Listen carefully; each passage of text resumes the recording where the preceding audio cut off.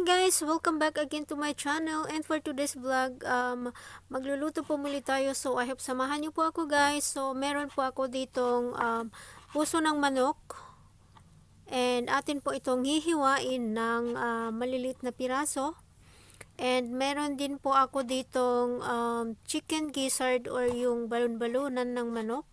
And ganun din po hiwain natin ito sa malilit na piraso para pantay po ang cuttings ng ating lulutuin.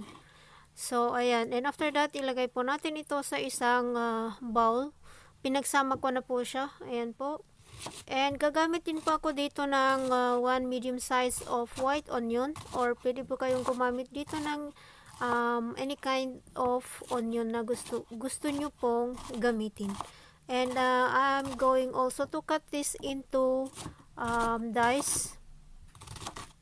Ayan, para same size lahat ng ating cuttings.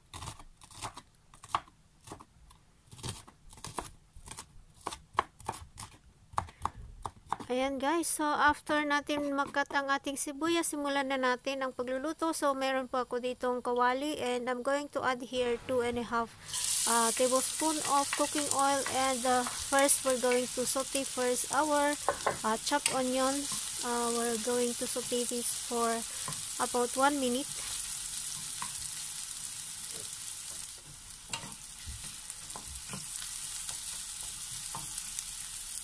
Ayan guys, so after 1 minute, ilalagay na natin ngayon ang ating chopped garlic. And let's continue to fry this for another 1 minute.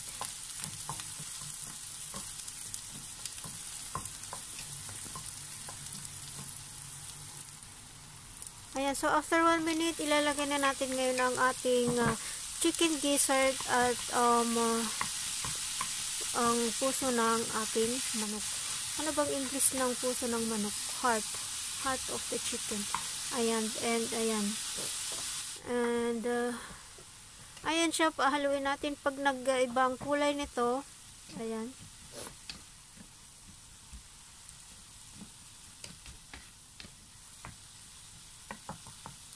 Pag nag-ibang kulay. Ngayon maggagamit po ako dito ng 1 tablespoon of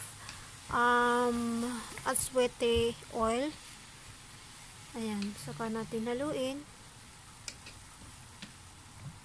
And let's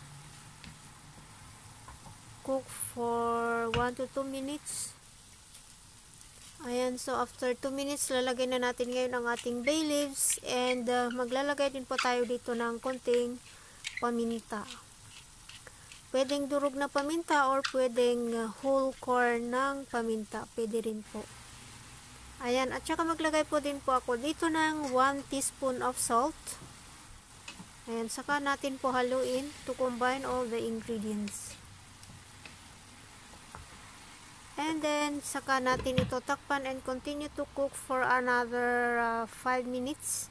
So, while waiting, i-prepare po natin yung iba pang ingredients na ating gagamitin. So, meron po ako ditong 1 carrot, and we're going to cut this into dice also para same lahat ang cuttings ng ating ingredients. And meron din po ako ditong half red bell pepper and half green bell pepper.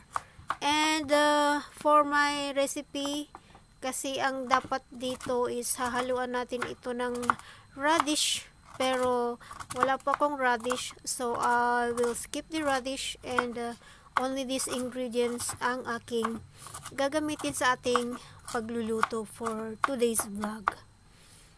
Ayan guys, so if you like my video, please give me a thumbs up, and if you are new to my channel, please do subscribe to Jency Files channel, and click the bell button below for any updates of my upcoming videos. And also, I would like to say thank you so much to all my subscribers and to all my channel memberships na nandyan pa rin po na sumusuporta sa aking channel. Thank you so much guys for always supporting.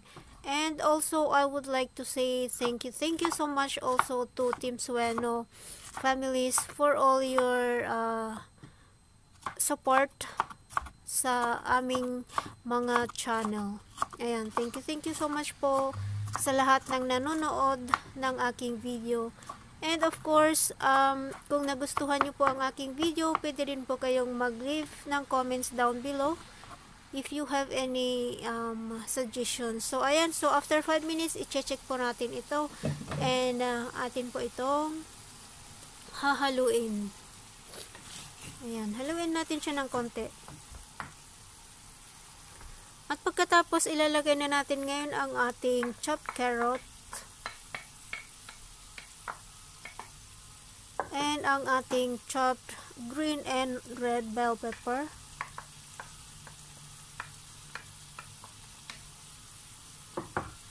Ayan, saka natin ito haluin to mix all the ingredients na nilagay po natin.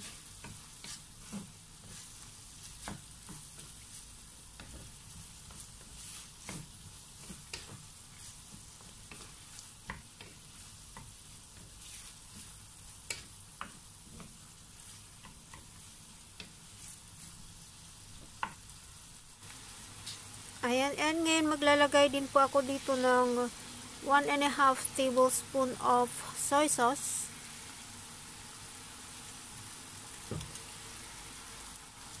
And 1 tablespoon of fish sauce or yung patis. Kasi kanina naglagay ako ng 1 teaspoon of salt. So, para hindi masyadong maalat. So, konti lang ang nilagay natin na patis. And saka natin po haluin para mag-combine lahat and para ma-absorb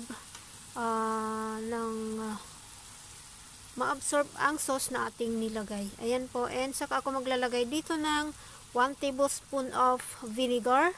And wag po natin itong haluin. Tatakpan po natin ito and let it cook for another 2 to 3 minutes. Ayan po. So, ayan. So, after 3 minutes, ayan, i-check po natin ito and saka lang natin ito haluin. And, ayan na po guys. This is our recipe for today. And this recipe, I call it chicken gizzard bopis. This is my version of cooking bopis. Ayan guys. So, napakadali lamang po and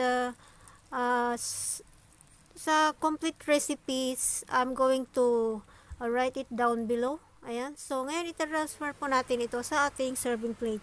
So, ito na po guys. So, I hope nagustuhan nyo po ang aking vlogs for today. Ang aking recipe for today. And kung meron po kayong suggestion na lulutuin, you may write it down below and I will try to cook that recipe. Ayan, thank you so much guys.